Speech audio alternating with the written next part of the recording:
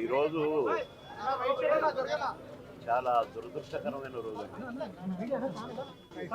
ముఖ్యంగా రెండు రాష్ట్రాల ప్రజల కంటే నాకే ఎక్కువ ఆత్మీయ కోటన్న. నేను సినిమాల్లోనే కాదు బయట కూడా ఒంటరిగా కలిసినప్పుడు కూడా ఫోన్లో మాట్లాడుకున్నప్పుడు కూడా ఆ సెటైర్లు సినిమాల్లో ఎలాగైతే అలాగే ఉండేవి. నిన్నగా మొన్ననే ఫోన్ చేశారు మొన్న సాయంత్రం షూటింగ్ సందర్భంగా ఫోన్ చేస్తే ఎక్కడున్నవరా అన్నాడు. వాళ్ళ దగ్గర ఉన్నా అన్న. ఎప్పుడు వస్తావారంటే రేపు వస్తానా అన్న. అంటే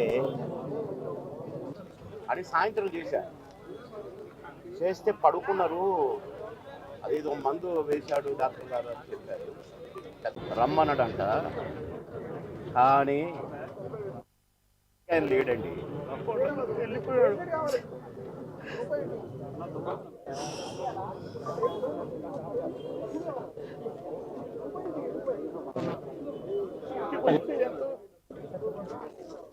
సంతోషంగా రారా బోరు కొడుతుందిరా, ఇప్పుడే హాయిగా పడుకున్నాడు.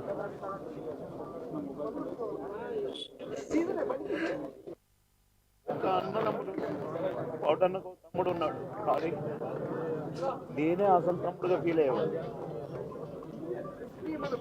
టైం తక్కువదిరా అని అనేవాడు.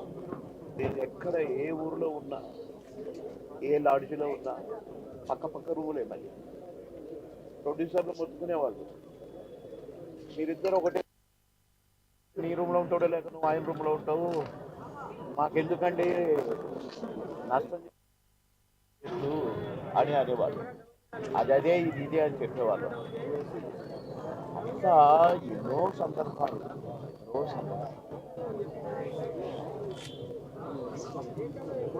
మాటలు కన్నా సందర్భం. బిజినెస్ అని చెప్పి, పాన్ ఇండియా పేరు అని చెప్పి చాలామంది ఇతర భాషా నటులు తీసుకొస్తూ తెలుగు సినిమాల్లో మీరు ప్రవేశపెడుతున్నారు. అలాగా మీరు చేయడం వల్ల ఎంతమంది తెలుగు నటులు గొప్పవాళ్ళందరూ కూడా వాళ్ళ టాలెంట్ ఉపయోగించుకునే పరిస్థితిలో ఉంది ఇవాళ. ఇది కరెక్ట్ కాదు. తెలుగు నటుల యొక్క నటీనటుల యొక్క టాలెంట్ మీరు ఉపయోగించుకోవాలి అని ప్రశ్నించినటువంటి స్వరాష్ట్రాభిమాని, రెండు రాష్ట్రాల అభిమాని, తెలుగు భాషాభిమాని కోట శ్రీనివాసరావు గారు. అన్నింటిని మించి వీటితో పాటు ఆయన రాజకీయంగా కూడా అమోఘంగా రాణించాడు. ఆయన విజయవాడ తూర్పు బీజేపీ ఎమ్మెల్యేగా గెలిచారు. అక్కడ ఆయన ముద్ర వేశారు. ఆయన కమిట్మెంట్కి రాజకీయ పరంగాన, సామాజిక పరంగాన, కళారంగంగాన, ఏ రంగంగానే సరే ఆయన కమిట్మెంట్కి హ్యాట్సప్ చెప్తూ ఆయన లేని లోటు తెలుగు సినిమా పరిశ్రమకి పోర్చలేనిది. మహాకవి ఆశ్చర్యగా చెప్పినట్టు పోయినోళ్ళందరూ మంచోళ్ళు, ఉన్నోళ్ళు పోయినోళ్ళు తీ కూతురుగా, ఆయన తీ కూతురుగా మనందరం ఉంటూ ఆయన ఆశించిన గొప్ప తెలుగు పరిశ్రమ అభివృద్ధి యొక్క ఆ దశకి, ఉచ్చ దశకి చేరుకోవాలని పయనించాలని. God bless you. God bless us.